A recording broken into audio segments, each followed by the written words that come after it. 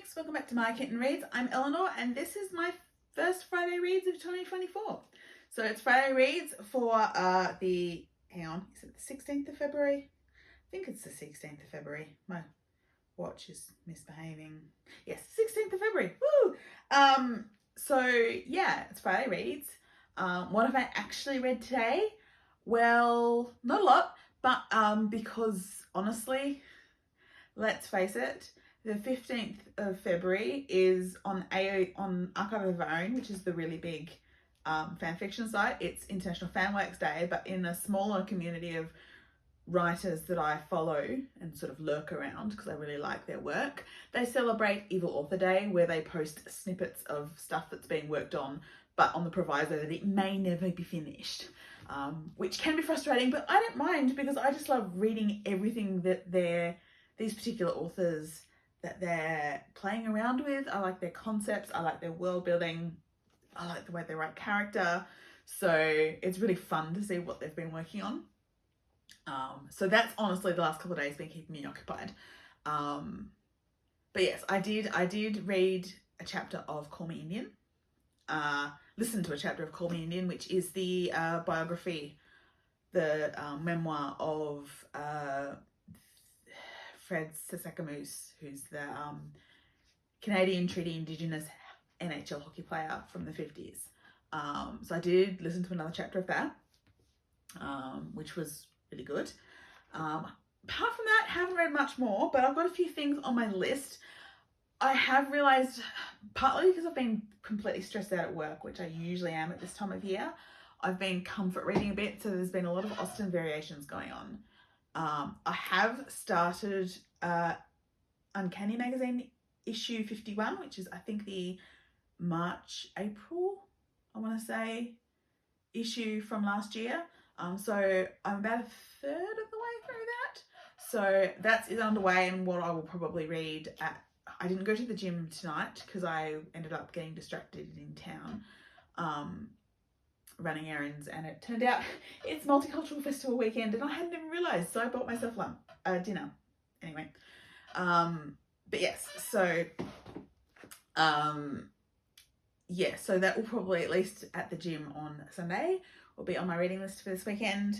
I do realise that because I've been comfort reading a bit, apart from a couple of chapters this month of Call Me Indian, not been really reading anything that meets my diversity goals. So I thought, okay, I need to at least start a book this weekend with a non-white author. And so the first thing, I've been thinking about maybe picking up the Janelle Monáe book that I have, which I don't know a lot about. I'm not entirely sure whether it's fictional or autobiographical, non-fiction, or a combination of both. So I've been thinking about it, but actually the first book that caught my eye, and it's not too long, which is good, is this, which is Why We Kneel, How We Rise by Michael Holding. Now, Michael Holding is a cricketer from the West Indies from my almost before my childhood. I'm not sure if he was actually still playing in the early 90s when I started paying attention to cricket.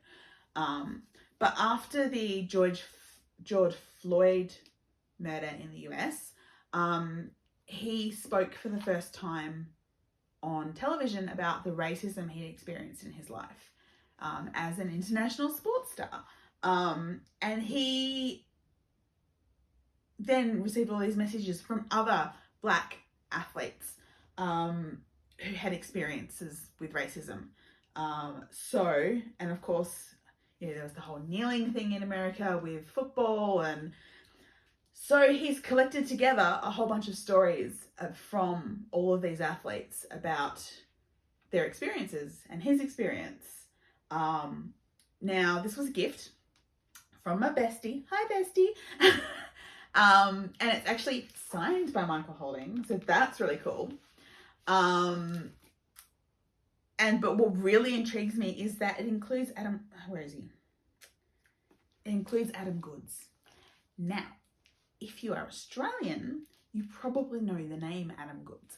Adam Goodes is an Indigenous man, and he played football, Australian rules football, for my very favourite club, the Sydney Swans, and he was the best of the best. He was so good. He won premierships with us. He won Brownlow medals. And then towards the end of his career, he got embroiled in a game, in a few things. He started getting to know more about his heritage and doing this kind of war dance to celebrate goals, and then got attacked for it in the media for being inappropriate, which is ridiculous given the fact that we've spent years and years watching Maori rugby players do the haka. Like, what? He was just trying to express his joy and express his culture.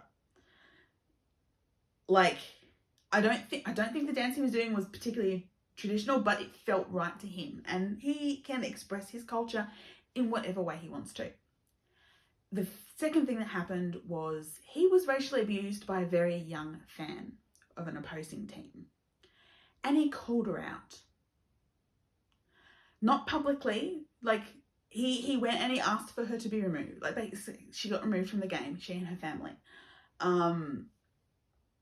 But he essentially said that's not on, and then he came out, he got attacked for doing that, and then he came out and he said, look, like, I'm actually concerned about her, that she's being taught these things, to use these racial slurs, and I'm happy to, like, talk to her about it if she wants to talk to me, and, like, you know, and it blew up into this whole thing, and he was getting booed, and it was one of the most awful racial incidents we've had in years. Like, and I agree with him. It's not that girl's fault that that's what she's being taught, but someone needs to talk to her about it and tell her that that behaviour is not acceptable. And I'm getting worked up and whatever. But the fact that he's been interviewed for this book, which is mostly like Americans, like there's Michael Johnson and Usain Bolt, or West Indies people like Usain Bolt, Naomi Osaka, the tennis player, who I think is the only woman I've seen listed. I don't know who Hope Powell is. That might be female name. But yeah, so this has been sitting on my shelf. It's not too long. It's like, there's this, if you ignore the huge timeline at the back, it's like less than 300. It's less than, yeah, it's about 280 pages. But yeah, so I'm hoping to at least start that this weekend. Anyway, I've gotten distracted. Woo! But yes, so hoping to at least start that week and make some decent progress on that this weekend. Also on my list of things to read this weekend is continuing Emily Wilde's Encyclopedia of Fairies, which I haven't picked up in a little bit. I'm about 44 pages in, enjoying it so far. It's an epistolary fantasy novel about academia, which is, and fae, which is quite fun so far. So those are the things that are sort of on my list. I will probably end up doing some more Pride and Prejudice variation reading, just because that's the kind of mood I'm in. But that's essentially what's on my reading list for the weekend. So I don't have a huge amount on. Extreme E is starting season 4 this weekend, so that's on. And there will be hockey, but hopefully I'll get some reading done. That's the plan. All right. Or as always, please like and subscribe, and always happy to chat in the comments, and I'll see you again really soon. Bye.